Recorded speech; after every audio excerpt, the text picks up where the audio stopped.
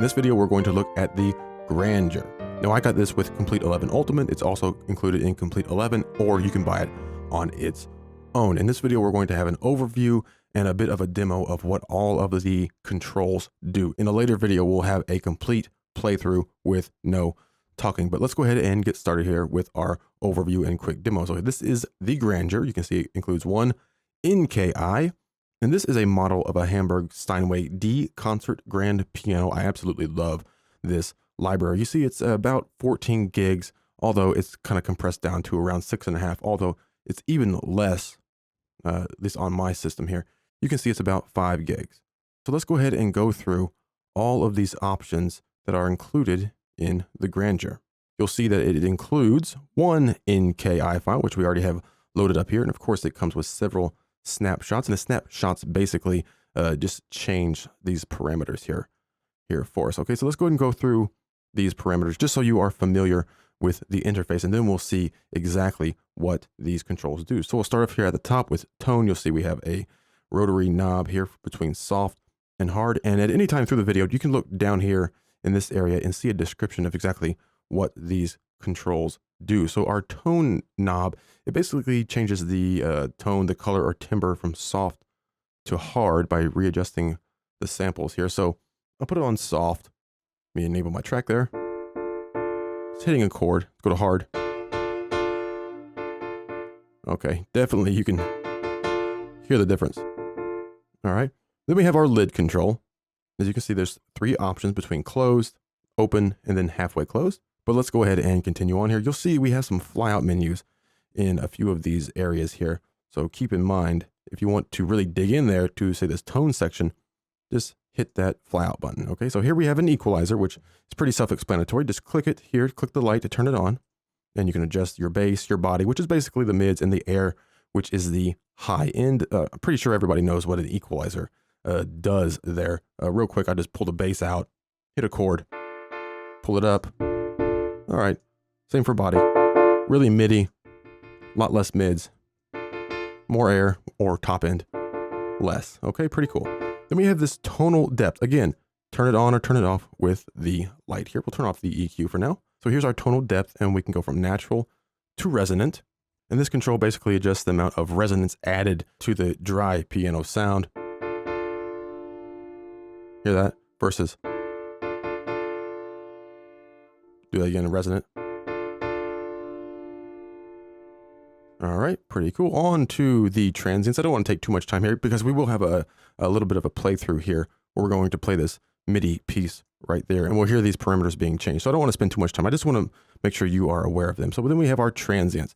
So we can go to attack, which would, as you can see down again at the bottom, accentuates the attack or lengthen the sustain. All right. See how that really changes the tone there. Then we have low keys. This is really interesting. So we have less or more. Basically what this does, it really adjusts the level of the volume below middle C of the lower keys. And this is very important to get a really natural sound, because a lot of times those bass notes, really low notes, they'll be a lot louder. At least they will be perceived louder than some of the higher notes, just because of the frequency ranges that we're hitting. So again, if I put it just about in the middle, hit something high, hit something low, you can hear the difference. Okay, let's go down to less. That will lessen the volume of our lower notes. If we go to more,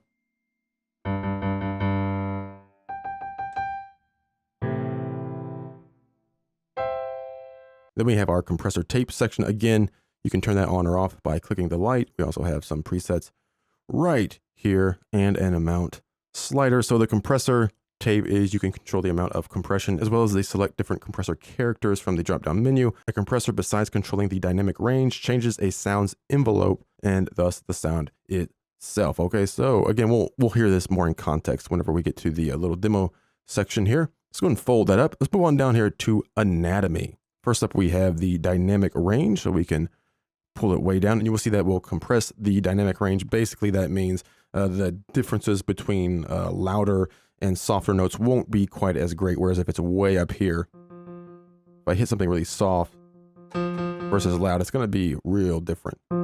See, now I'm hitting it really soft, but it's still present. And then we have our resonances. So pressing the sustain pedal on a piano raises the dampers. Basically, the resonance knob adjusts the volumes of the string resonances when the pedal is down. So I can't show that right now because I don't have a pedal, but there is a pedal track here within this track, some MIDI notes that will control that, and you'll hear that in context. Moving on, let's fly out our anatomy section here. Now we have a lot of controls. They're pretty self-explanatory, but we'll just go over them. Again, turn them on and off with our lights here. Very cool. So we have our overtones. Again, always look down here if you don't know what it does. So adjust the level of the overtone samples. Turn it off, turn it on, and we can get our overtone sample. So that loads and enables our overtone samples, and after hitting a key, the corresponding strings may resonate at their fundamental or overtone frequencies when other strings are triggered. So this can add sort of liveliness to your sound. On down, we have our stereo image, and we can also swap this out here. So if we want it really wide, you can really widen that out, or you can pull it way down, make it sort of mono. Really hear the difference there. On here, we have our keys. Now we have some presets here. Now, if you have a complete control, you can go and choose that there, and that should respond, which I don't have a complete control, but that should respond better if you're inputting your MIDI with a complete control MIDI keyboard. But this basically changes the velocity response. Even if you're, say, using something like the pencil tool to write in your MIDI, that will have an effect. All right, so just keep that in mind with the way the velocity is working, whether it's coming on quickly, but the differences between 0 and 127 basically is what this line is representing. So something like hardest velocity, something around 60 is going to be higher here than it would be, say, at linear. All right, if that makes any sense. If it doesn't make any sense, don't worry about it. You can just play around with it. Then we have our silent key. Again, you can turn that on or off. So if something's really, really low velocity, there will be no sound there. You can turn that on or off. Then we have pedal for our repedaling or half pedaling. All right, and then release samples. There are specific release samples. And basically what this does is when releasing the key, the dampers come down to the string. Again, the energy generated by a loudly vibrating piano string, especially by the longer, more powerful bass strings, can't be stopped by the small felt damper right away. So the sound gradually dies away, which can take some time, especially in the low strings. And you can always check out the PDF for explanations on all of this. On to our noises. So of course we have noises for the hammer, noises for the damper, noises for the pedal, and noises for the strings, and you can adjust those levels as you wish for a more natural, authentic sound there. And then we have our tuning, which we can choose between stretched or equal tuning. And of course, you can choose your tuning there between 436 hertz or 444. We'll just stay at 440 and stretched. Fold that up. Then we have our space section, or sort of like reverb section. And again, turn that on with our little light, and we can choose the amount, the size, like the size of the room, and the distance. We also have our impulse responses right here. So that's pretty much it. I'll hit a couple keys here so you can hear the difference. Pull it way up, pull the size up, pull the distance up. You can hear how that reverb works there. Pull the distance way down. You can see it starts much sooner. All right, that is a quick explanation over all of the controls. So now I will turn that off. And again, keep in mind, we have snapshots set up here that are included. So if I choose, say, this levitating grand, you see all of these parameters get changed. So if I just hit a chord real quick here.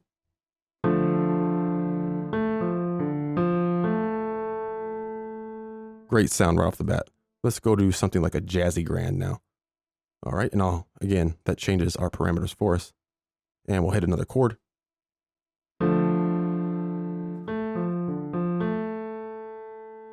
Definitely a difference. Let's go to a wide grand.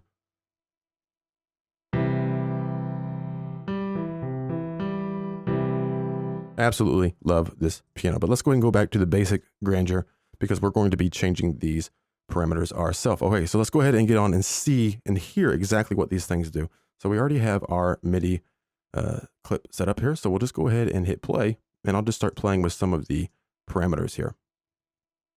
Let's go and mess with the color. it down.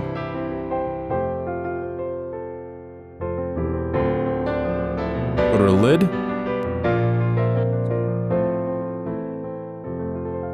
Definite big difference there.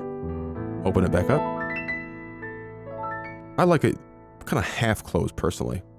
Let's go and start our clip over.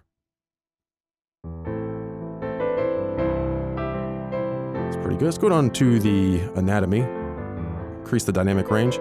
So you can hear the difference now between those harder played notes and those lightly played notes.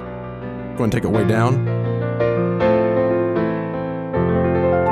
You can hear that everything is much more even that way. Now, you probably wouldn't want to pull your dynamic range that far down, but maybe a little bit. It really depends on the piece that you are working on. We'll put it about in the middle. Okay, let's go ahead and go through the resonance here. You can see when the pedal comes on right there. Pull that out. Pull it in.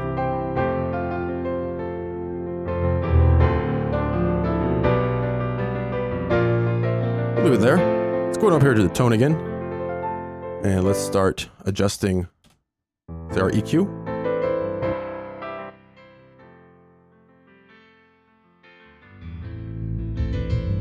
So you can really use this for sound design here.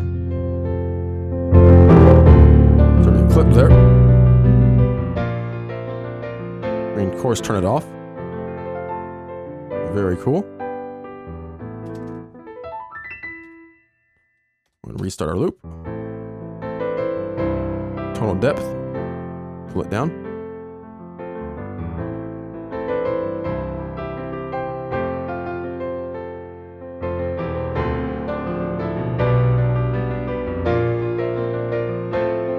Turn it off, go to transients, and we'll just start over.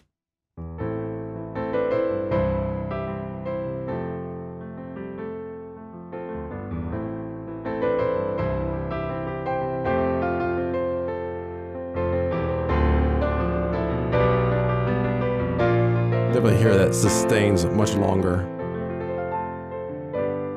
Then we'll mess with the low keys a little less.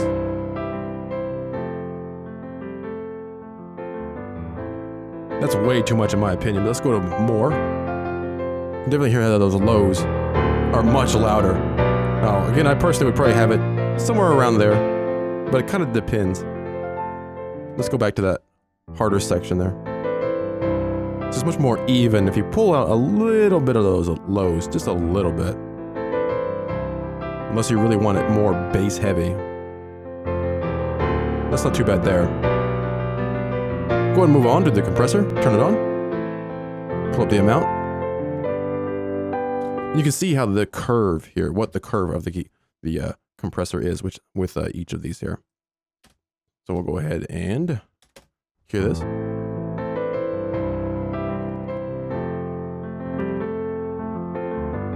It's actually kind of nice. I kind of like that. Put an EQ on there and pull up the body and the air.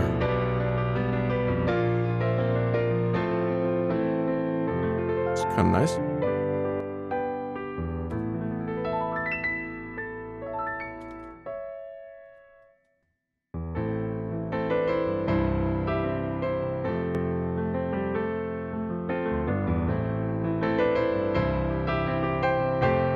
Very cool, and we'll turn it off. Kind of evens everything out for us. Now let's go ahead and fly out the anatomy, and let's go ahead and hear some of this. Turn these off. Turn on the overtones, pull them way down. Pull them way in.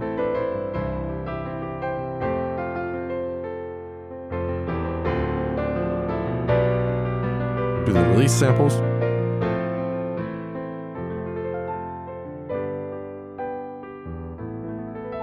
So on this piece, it's pretty subtle. Yeah, but we can definitely hear that. Turn that off. Turn off the overtones for now. Let's go into the stereo image. Go down to mono. We'll go really wide now. I like it about there. Let's go on to our keys. Now you should be able to hear this. You'll hear the difference in the velocity. hear that? So even though I'm not inputting this right now with the keyboard, it's still going to affect the MIDI, that we already have. All right.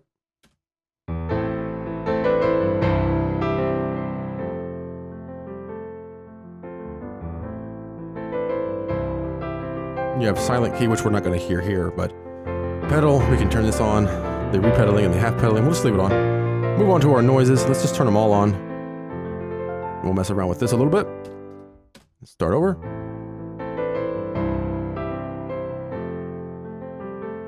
Again, it's going to be pretty subtle, at least in this case.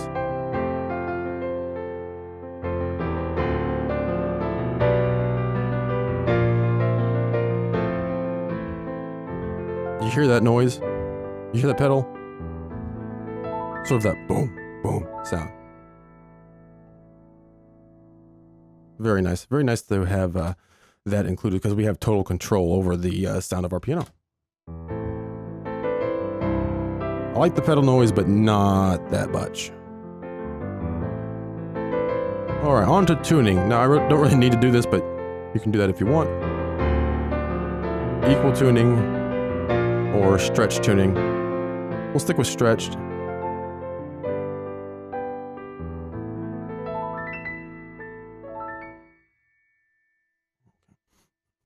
Okay, so let's move on to the space section and hear how this really affects our sound.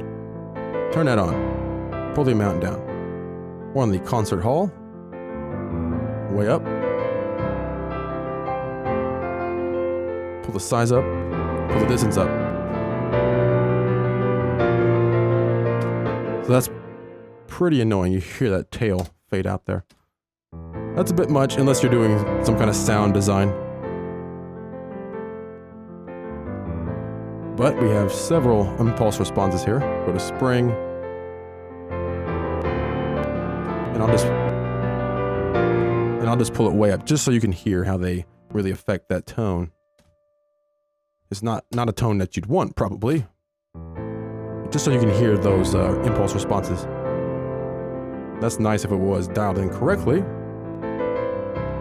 Something like that's pretty nice.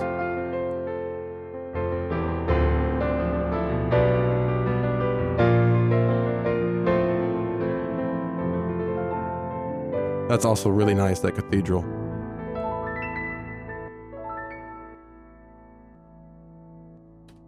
Very nice. And we'll do a couple more here.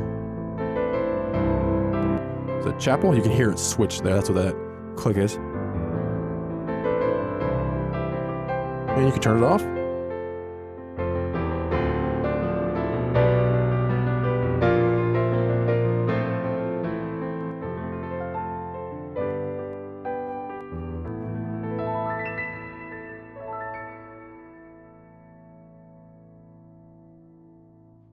Okay, so that is our overview and quick demo of the Grandeur. And we'll have demos for the Maverick and the Gentleman coming up here. Again, we just went over what all the parameters did, kind of give a quick explanation about them, and let you hear exactly how they affect the tone. This is a very, very well sampled piano library. Absolutely love it. Again, you can buy it on its own. You can get it with Complete 11 or Complete 11 Ultimate. Definitely, it's one of my go-to pianos. It sounds absolutely beautiful. So you can always go check it out at nativeinstruments.com.